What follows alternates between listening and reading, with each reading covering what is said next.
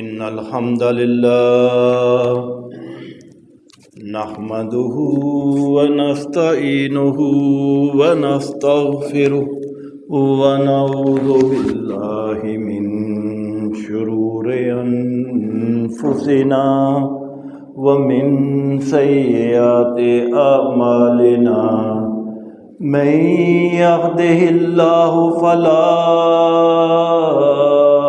مضل له ومن يضلله فلا هادي له وأشهد أن لا إله إلا الله وحده لا شريك له وأشهد أن محمدا عبده ورسوله أما بعد فإن خير الحديث كتاب الله وخير الهدي هدي محمد صلى الله عليه وسلم وشر الأمور محدثاتها وكل محدثة بدعة وكل بدعة ضلالة وكل ضلالة في النار.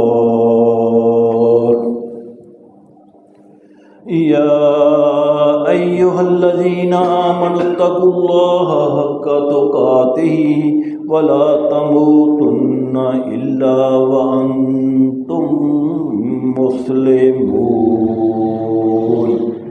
يا أيها الناس اتقوا ربكم الذي خلقكم من نفس واحدة وخلق منها زوجها وبث منهما رجالا كثيرا ونساء واتقوا الله الذي تساءلون به والأرحام إن الله كان عليكم رقيبا. يا أيها الذين آمنوا اتقوا الله وقولوا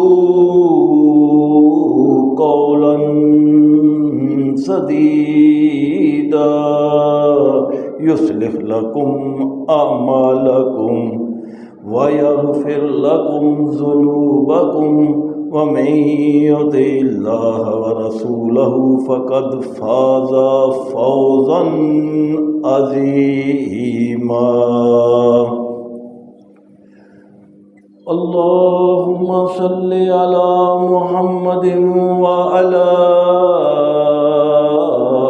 آل محمد كما صليت على إبراهيم وعلى آل إبراهيم إنك حميد مجيد.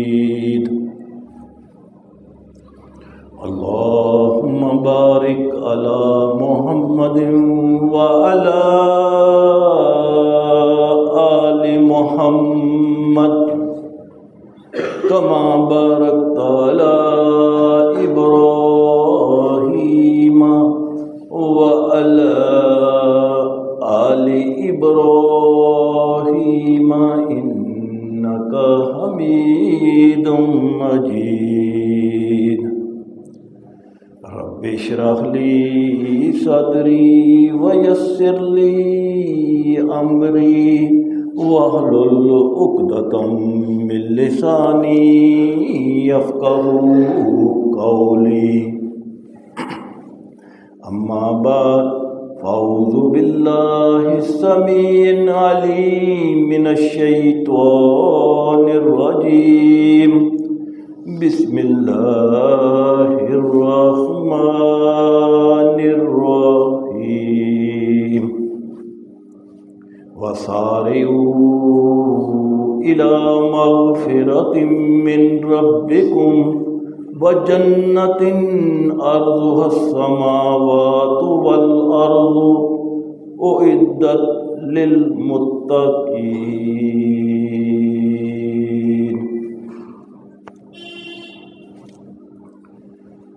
آج کا یہ خطبہ جمعہ انشاءاللہ استقبال رمضان کے کنٹیکسٹ میں ہوگا۔ اللہ تعالیٰ سے دعا ہے کہ مجھے صرف حق بات ہی بیان کرنے اور پھر ہم سب کو اس حق بات پر ہی کما حقہ عمل کرنے کی توفیق عطا فرمائے، آمین یا رب العالمین۔ محترم سامعین و سامعات،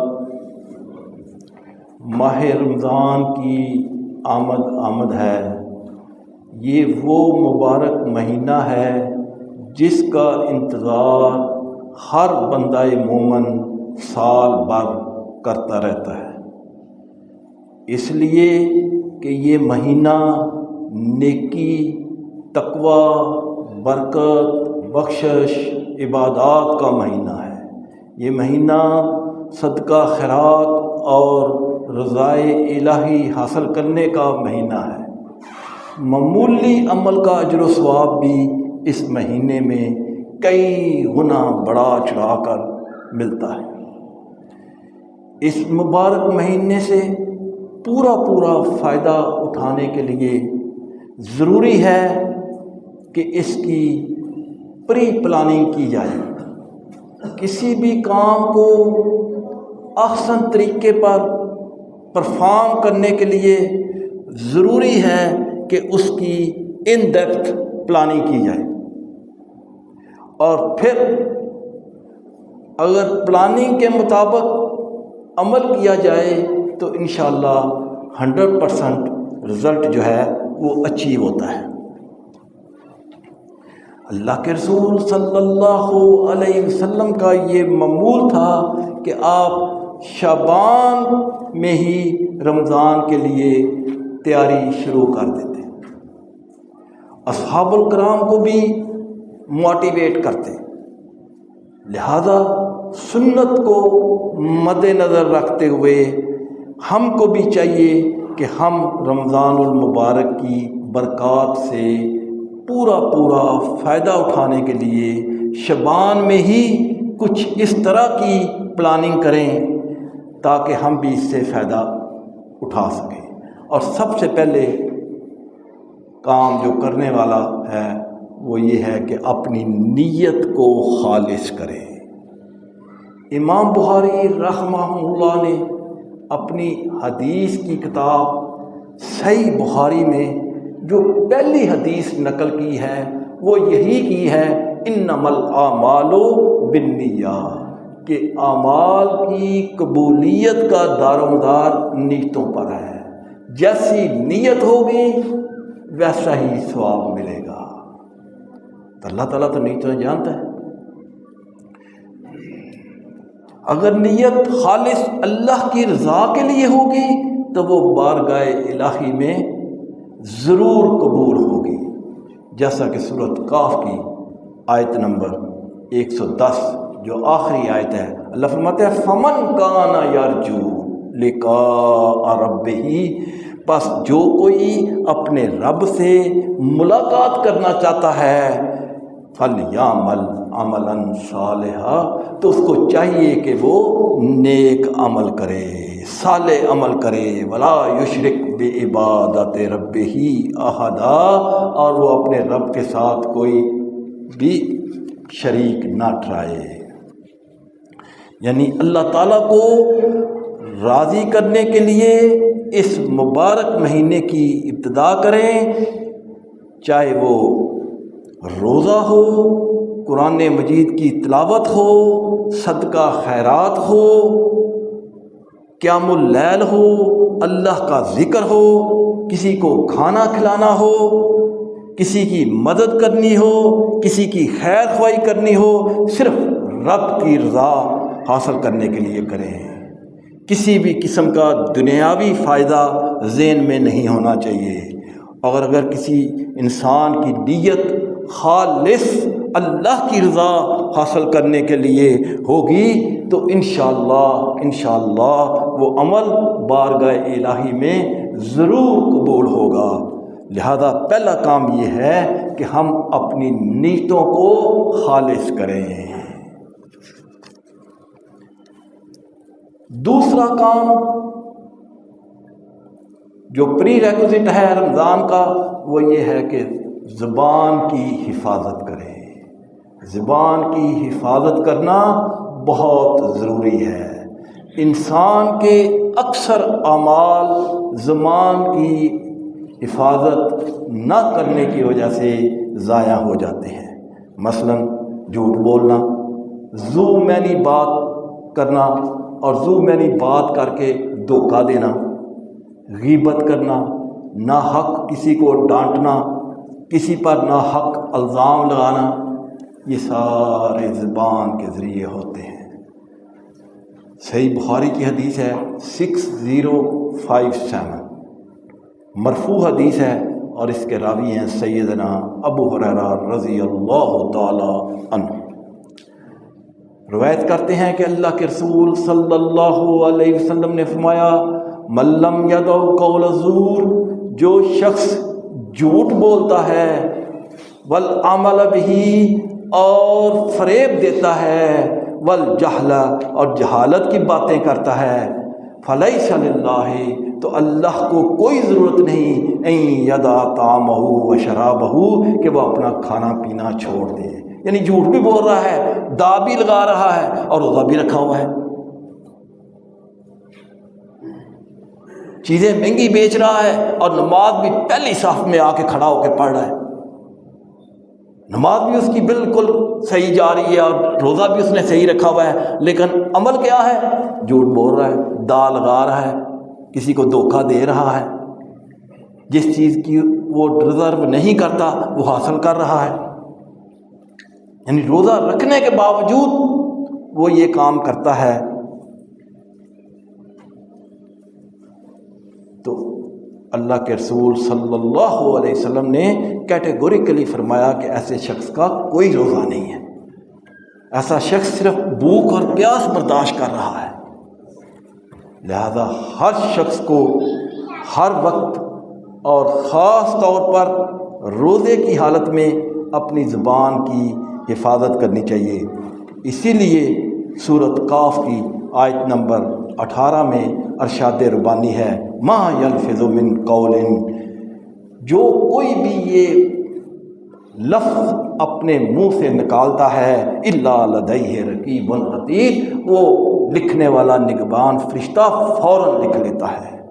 اور اسی کو مزید الیبوریٹ سورۃ الانفطار کی آیت نمبر 11 اور 12 میں اللہ فرماتے ہیں، کرامن کاتبین یعلمون ما تفعلون، ہم نے 2 فرشتے مقرر کیے ہوئے ہیں جو ہر چیز جانتے ہیں اور لکھ لیتے ہیں جو کوئی یہ منہ سے نکالتا ہے یا ہاتھ سے کرتا ہے۔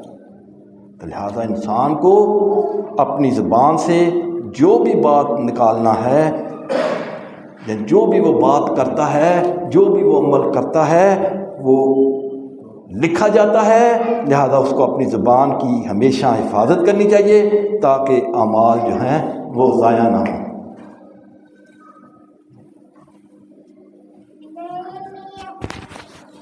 نمبر 3، گناہوں سے توبہ۔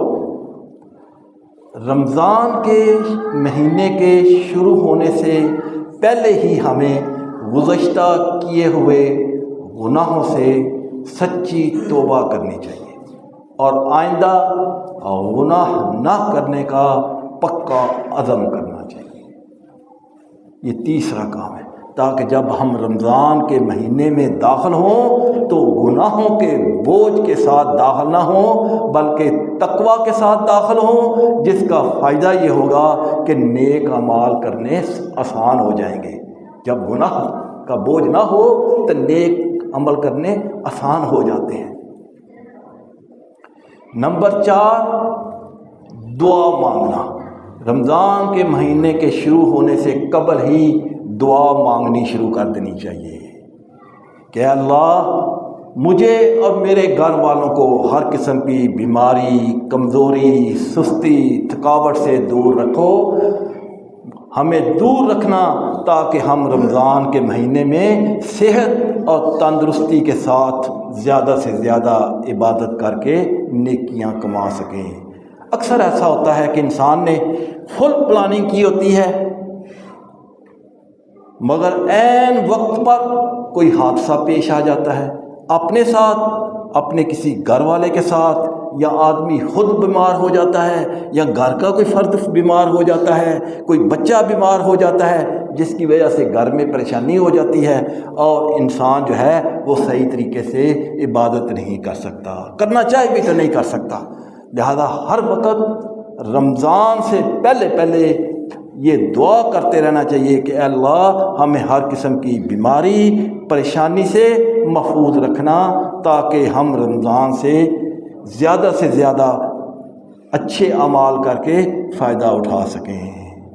صحت تندرستی ہوگی تو عبادت کرنے میں مزہ بھی آئے گا۔ اگر آدمی جسمانی یا ذہنی طور پر پریشان ہوگا تو اس کو عبادت میں نہ مزہ آئے گا، نہ وہ عبادت اچھی طرح کر سکے گا۔ نمبر 5، پانچواں کام کیا ہے کہ رمضان کا خوشی سے استقبال کرنا چاہیے۔ رمضان کے مہینے کی آمد پر خوش ہونا چاہیے۔ بعض لوگ ہیں وہ سوچتے ہیں یار بڑی گرمی ہے، روزہ بڑا لمبا ہے۔ اکثر آپ نے سنا ہوگا یار سردیوں کے روزے جو نا وہ اچھے رہتے ہیں، 10، 11، 12 گھنٹے کا ہوتا ہے، گرمیوں کے تو یار 16 گھنٹے کا ہو جاتا ہے، بڑا لمبا روزہ ہے۔ کوئی کہتا ہے یار گرمی بہت زیادہ ہے، لوڈ شیڈنگ ہے، گرمی میں کیسے گزارا ہوگا۔ کوئی سوچتا ہے یار مہنگائی بہت زیادہ ہے۔ تو اس قسم کی سوچیں جو ہیں اور نفس میں جو برے خیال آتے ہیں، ان سب وسوسوں کا روزے کے اوپر اثر پڑتا ہے۔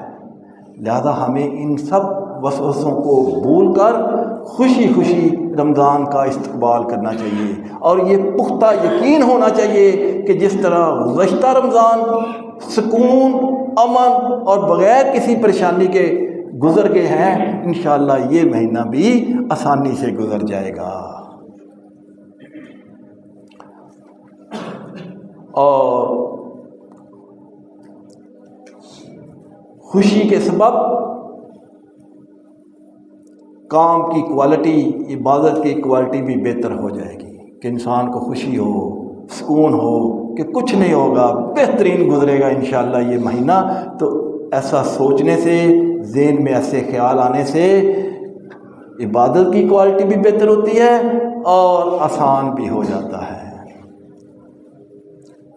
چھٹا کام جو اس مہینے کے شروع ہونے سے پہلے کرنے والا ہے وہ یہ ہے کہ رمضان کے آنے سے پہلے تلاوت قرآن مجید شروع کر دینی چاہیے۔ ویسے تو قرآن مجید ہر روز بغیر ناغہ پڑھنے کا حکم ہے، ڈیلی پڑھنے کا حکم ہے، لیکن اکثر سستی ہو جاتی ہے، نہیں پڑھتے ہیں۔ ڈیوٹیز اس طرح کی ہیں، کام کاج میں لوگ اس طرح مصروف ہیں، شیطان نے ایسا غفلت میں ڈالا ہوتا ہے کہ ہر روز نہیں پڑھا جاتا۔ پھر جب یاد آتا ہے تو اس دن پڑھ لیا جاتا ہے، وغیرہ کئی دفعہ مہینے گزر جاتے ہیں، قرآن کو ہاتھ بھی نہیں لگایا جاتا، کھولا ہی نہیں جاتا۔ اب جب رمضان آتا ہے تو اس کی یہ کوشش ہوتی ہے کہ اس مہینے میں میں پورا قرآن ختم کر لوں۔ چونکہ روٹین نہیں بنی ہوتی، خواہش اس کی یہی ہوتی ہے کہ میں 30 دنوں میں 30 پارے مکمل کر لوں، یہ اس کی خواہش ہوتی ہے۔ لیکن چونکہ روٹین نہیں ہوتی تو نتیجہ کیا نکلتا ہے کہ جب وہ قرآن پاک پڑھتا ہے، پڑھ تو رہا ہوتا ہے، 7 صفحے بھی گن رہا ہوتا ہے، باقی کتنے رہ گئے؟ 16۔ اچھا، پھر تھوڑے دیر کے بعد دیکھتے ہیں اب کتنے رہ گئے؟ 12۔ ابھی تو 12 باقی ہیں۔ پھر کتنے؟ ابھی 6۔ اچھا ابھی 3۔ مطلب اس کے پڑھنے سے زیادہ وہ صفحے گنتا رہتا ہے کہ باقی کتنے صفحے رہ گئے ہیں میرا ایک سپارہ ختم ہونے میں۔ حالانکہ صفحے اگر اس کو لگاؤ ہو تو وہ صفحے گنے ہی نا، اس کی زیادہ نظر جو ہے صفحے گنوں کے اوپر ہوتی ہے کہ باقی کتنے رہ گئے ہیں میرا سپارہ ختم ہونے میں۔ تو بھائی یہ بات ٹھیک نہیں ہے۔ اگر آپ شعبان میں اس کی روٹین شروع کر لیں ایک سپارہ پڑھنے کی، تو کم از کم آپ کو یہ پتہ چل جائے گا کہ یار 20 میں یا 25 منٹ میں یا آدھے گھنٹے میں یا 35 منٹ میں پارہ پڑھ لیتا ہوں۔ تو وہ پھر آپ مینیج کر کے تو کریں۔ اب آپ گھڑی کے اوپر ایک دفعہ دیکھ سکتے ہیں کبھی یار 35 سے پہلے تو میں کر ہی نہیں سکتا۔ تو روٹین جو ہے وہ آپ شعبان میں ہی شروع کر لیں، اور قرآن کو خوشی اور دل لگا کر اور سمجھ کر پڑھنا ہے، اور یہ اسی وقت ممکن ہوگا جب آپ قرآن کی تلاوت کو اپنی روزمرہ کی زندگی میں شامل کریں گے۔ لہذا اگر پورا مہینہ پورا سال جو ہے اس کی روٹین نہیں بنی تو شعبان میں آج سے یہ روٹین بنانی شروع کر دیں۔ ابھی 15 12 13 10 دن ہیں، اس میں روٹین بن جائے گی انشاءاللہ۔ نمبر 7واں کام جو ضروری ہے وہ یہ ہے کہ اگر کسی کے رمضان کے فرض روزے رہتے ہیں تو وہ ان دنوں میں رکھ لے،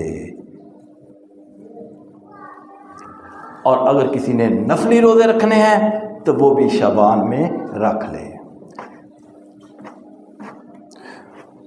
بخاری اور مسلم کی متفق علیہ حدیث ہے، بخاری میں حدیث کا نمبر ہے 1969، اور مسلم میں بھی حدیث موجود ہے 1156، اور اس کے راوی ہیں ام المومنین سیدہ عائشہ صدیقہ رضی اللہ تعالی عنہ۔ روایت کرتی ہیں کہ اللہ کے رسول صلی اللہ علیہ وسلم ماہ شعبان میں کثرت سے روزے رکھتے، اتنی کثرت سے رکھتے، کان رسول اللہ صلی اللہ علیہ وسلم یصومو، روزہ رکھتے، حتیٰ نقولو، یہاں تک کہ ہم سمجھتے، لا یفطر، کہ اب اللہ کے رسول صلی اللہ علیہ وسلم روزے نہیں چھوڑیں گے، یعنی لگاتار روزے رکھتے جاتے۔ وَيُفْطِرُ، جب آپ چھوڑ دیتے تو حتیٰ نقولو، تو ہم سمجھتے، لا یصومو، کہ اب آپ روزے نہیں رکھیں گے۔ کیا مطلب کہ کنٹینیوشن میں 5 7 10 دن رکھتے، پھر چھوڑ دیتے کچھ، پھر کنٹینیوس رکھتے، اور ایک روایت میں کہ آپ پورا شعبان کا مہینہ ہی روزے رکھتے۔ تو شعبان میں ایک تو نفلی روزے رکھنے چاہیے، اور دوسرا جس کے روزے چھوٹے ہوں وہ ان کی قضا کرے۔ البتہ نصف شعبان گزر جائے تو روزے رکھنے چھوڑ دینے چاہیے، جیسا کہ سنن ابو داؤد کی حدیث ہے 2337، اور راوی ہیں سیدنا ابو ہریرہ رضی اللہ تعالی عنہ۔ روایت کرتے ہیں کہ اللہ کے رسول صلی اللہ علیہ وسلم نے فرمایا، اذا انتصف شعبان، جب نصف شعبان ہو جائے، فلا تصوموا، اب روزے نہ رکھو۔ اس کی حقیقت تو اللہ کو یا اس کے رسول کو ہی معلوم ہوگی، لیکن ظاہراً جو پتہ چلتا ہے وہ یہ ہے کہ ماہ رمضان میں چونکہ مسلسل ایک مہینہ روزے رکھنے ہوتے ہیں، تو لہذا 15 شعبان کے بعد اگر روزے رکھے جائیں تو پھر آدمی کو تھوڑی سی دقت ہوتی ہے، کمزوری ہو جاتی ہے، تو اس لیے 15 شعبان کے بعد روزہ رکھنا نہیں چاہیے۔ لیکن اگر کسی کی عادت بنی ہوئی ہے کہ وہ منڈے کو اور تھرسڈے کو، یعنی سوموار اور جمعرات کا روزہ رکھ رہا ہے، اس کی روٹین میں ہے، یا ایام 20 کے 12 13 14 کے وہ روزے رکھ رہا ہے 3 دن کے، تو پھر وہ رکھے تو اس کو کوئی پرواہ نہیں، کیونکہ اس کی تو روٹین بنی ہوئی ہے۔ وہ 3 ہر مہینے رکھتا ہے ایام 20 کے، اور 8 وہ منڈے اور تھرسڈے کا رکھ رہا ہے، تو 12 15 روزے تو وہ رکھ ہی رہا ہے، تو اس کی روٹین ہے، اس کو کوئی نہیں، وہ اپنی روٹین جاری رکھے۔ لیکن کوئی عام شخص جو رکھ رہا ہے تو اس کو یہ حکم یہ ہے کہ 15 شعبان کے بعد نہ رکھے، اور جس کے روزے چھوٹے ہوئے ہیں وہ پورے مہینے میں جب بھی اس کے موقع مناسب صحیح ہو اس کے مطابق وہ رکھ لے۔ خاص طور پر خواتین کے جو روزے چھوٹے ہوئے ہوتے ہیں ان کو یہ اس مہینے میں ضرور ویسے اس تو پہلے جتنا جب بھی ٹائم ملے اپنے روزوں کی قضائی مکمل کر لینی چاہیے، لیکن اگر نہ ہو سکے تو اس مہینے میں کم از کم اس کو مکمل کر لینا چاہیے، جیسا کہ ام المومنین عائشہ صدیقہ رضی اللہ تعالی عنہا، صحیح بخاری کی حدیث ہے 1950، اور مسلم میں بھی یہ حدیث موجود ہے 1146۔ ہم عائشہ فرماتی ہیں، کانا یکون علیہ الصوم من رمضان، میرے اوپر رمضان کے کچھ روزے باقی ہوتے، فمستطیع ان اقضی، اور میں اس کی استطاعت نہ رکھتی کہ ان کو مکمل کروں، الا فی شعبان، مگر شعبان میں، یعنی پورا سال میں ان روزوں کے جو میرے اوپر قضا ہوتے میں ان کو ادا نہیں کر سکتی تھی، اس کی طاقت نہیں رکھتی تھی، الا کہ شعبان آ جاتا اور پھر میں یہ روزہ رکھتی۔ ظاہر ہے اللہ کے رسول صلی اللہ علیہ وسلم کی خدمت میں اتنی مصروف رہتی تھیں کہ فرماتی ہیں کہ میرے پاس ٹائم نہیں ہوتا تھا کہ میں یہ روزے رکھوں۔ ظاہر ہے اجازت لینی ہوتی تھی، ویسے بھی خواتین کو روزہ رکھنے کے لیے اجازت لینے کی ضرورت ہے۔ تو اما عائشہ فرماتی ہیں کہ سال گزر جاتا، فمستطیع ان اقضیہ، میرے پاس یہ استطاعت نہ ہوتی کہ میں روزہ رکھوں الا فی شعبان، یعنی اپنی قضاء جو روزوں کی ہے وہ شعبان میں کرتی ہے۔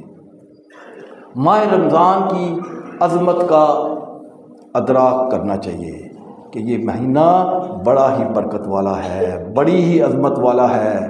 ذہن اور دماغ میں یہ بات ہونی چاہیے تاکہ جب رمضان کا مہینہ شروع ہو تو کوئی کسی قسم کی غفلت، سستی، نہ قدری، نہ شکری نہ ہو، بے رغبتی نہ ہو، بلکہ انسان اس مہینے کا قدر کرتے ہوئے استقبال کرے اور خاص طور پر اس میں اچھے اعمال کرے، کیونکہ اس مہینے میں ایک رات ایسی ہے جو 1000 راتوں سے افضل ہے۔ اللہ فرماتا ہے لیلۃ القدر خیر من الف شہر۔ یہ نہیں ہے کہ ساری راتیں مطلب چھوڑ دیتے ایک رات کے لیے کریں، نہیں، یعنی ایک رات اس میں ایسی ہے جو 1000 مہینے سے بہتر ہے۔ سنن ابو داؤد کی حدیث ہے 3925، اور اس کے راوی ہیں سیدنا طلحہ بن عبید اللہ رضی اللہ تعالیٰ عنہ۔ بیان کرتے ہیں کہ 2 شخص اللہ کے رسول صلی اللہ علیہ وسلم کے پاس آئے اور ایک ہی وقت میں دونوں نے اسلام قبول کیا۔ ان میں ایک شخص زیادہ محنتی تھا، زیادہ عبادت گزار تھا، ایک جو ہے وہ ذرا کم تھا۔ جو زیادہ عبادت گزار تھا اس نے جہاد میں بھی حصہ لیا اور ایک غزوے میں وہ شہید بھی ہو گیا۔ دوسرا شخص 1 سال بعد فوت ہوا۔ سیدنا طلحہ بن عبید اللہ کہتے ہیں کہ میں نے خواب دیکھا کہ میں جنت کے دروازے کے پاس کھڑا ہوں اور وہ دونوں شخص جو 1 سال پہلے فوت ہو گیا تھا اور 1 سال بعد میں فوت ہوا، وہ دونوں شخص بھی کھڑے ہیں جنت میں داخل ہونے کے لیے۔ جنت سے ایک شخص باہر آتا ہے اور جو بعد میں 1 سال بعد میں فوت ہوا ہے اس کو اندر لے جاتا ہے۔ وہ پھر دوبارہ آتا ہے، وہ جو 1 سال پہلے فوت ہو گیا اس کو جنت میں لے جاتا ہے۔ پھر تھوڑی دیر کے بعد آتا ہے تو مجھے کہتا ہے تمہارا ابھی وقت نہیں ہوا، تم جاؤ۔ سیدنا طلحہ بن عبید اللہ رضی اللہ تعالیٰ عنہ کہتے ہیں کہ میری آنکھ کھل گئی، میں نے ساتھیوں کو یہ واقعہ سنایا، لوگ حیران ہوئے یہ کیسے ہوگا۔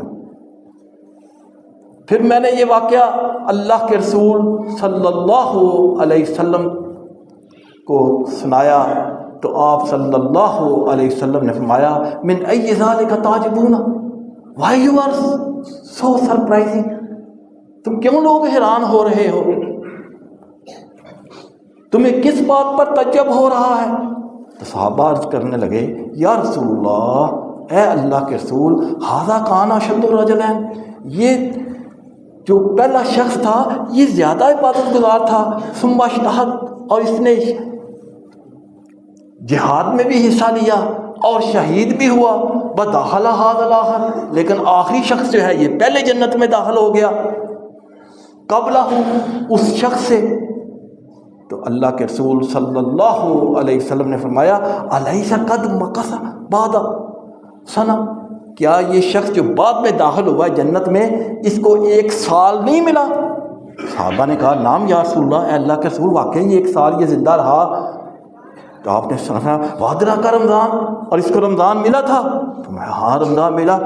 تو میں فصامہ، اس نے اس میں روزے رکھے؟ کہا ہاں یا رسول اللہ روزے رکھے۔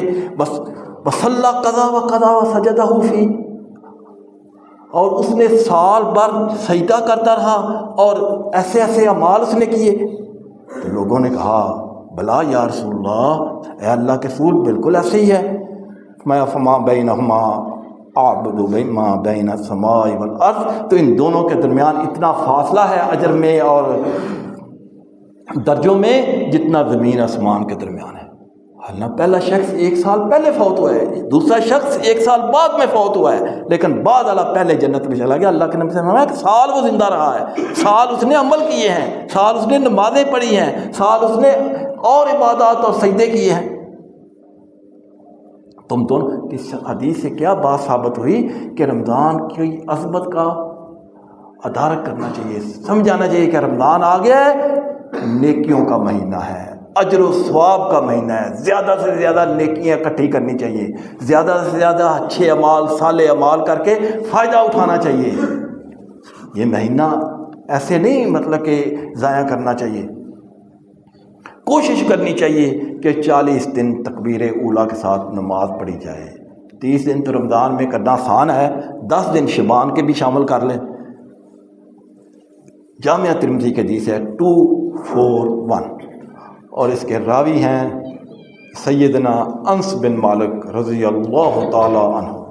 مرفوع حدیث ہے، اللہ کے رسول صلی اللہ علیہ وسلم نے فرمایا من صلی للہ، جس نے اللہ کے لیے، اللہ کی رضا کے لیے 40 یومن فی جماعت، 40 دن جماعت کے ساتھ نماز پڑھی، یدرک تکبیرۃ الاولیٰ، اور تکبیر اولیٰ میں شامل ہوا، یعنی تکبیر اولیٰ کے ساتھ وہ با جماعت اس نے نماز ادا کی، نماز میں شامل ہوا، کتب لہ برہتان، اس کے لیے 2 برات ہیں، 2 براتیں اس کے لیے لکھ دی جاتی ہیں۔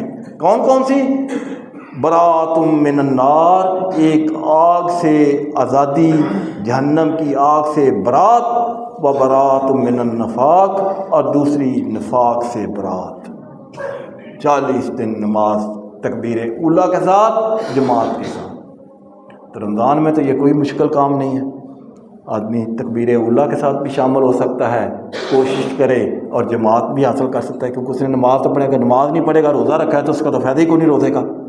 روزے کے ساتھ نماز جو ہے وہ ضروری ہے، اور مسجد میں ہی پڑھے اگر جماعت کے ساتھ اور تکبیر اولیٰ کے ساتھ تھوڑی سی کوشش کر کے، اور 10 دن یہ شامل کر لے تو 40 دن ہو گئے، یعنی 30 دن تو مشکل نہیں ہے، 10 دن مشکل ہے، وہ 10 دن یہ شعبان کے سوچ کے لے، آج کے بعد تقریباً 10-12 دن باقی ہیں، آج سے شروع کر لے کہ میں نے مسجد میں جماعت کے ساتھ پڑھنی ہے اور تکبیر اولیٰ کے ساتھ شامل ہونا ہے، تو 40 دن مکمل ہونے تو کوئی انشاءاللہ مشکل نہیں ہوگا۔ تو آج سے یہ نیت اور تہیہ کر لیں کہ جماعت کے ساتھ شامل ہو کے نماز پڑھنی ہے اور تکبیر اولیٰ کے ساتھ۔ محترم سامعین و سامعات، رمضان کے مسائل بھی سیکھ لینے چاہیے، کیونکہ بہت سارے لوگوں کو ماہ رمضان کے مسائل کا علم نہیں ہوتا۔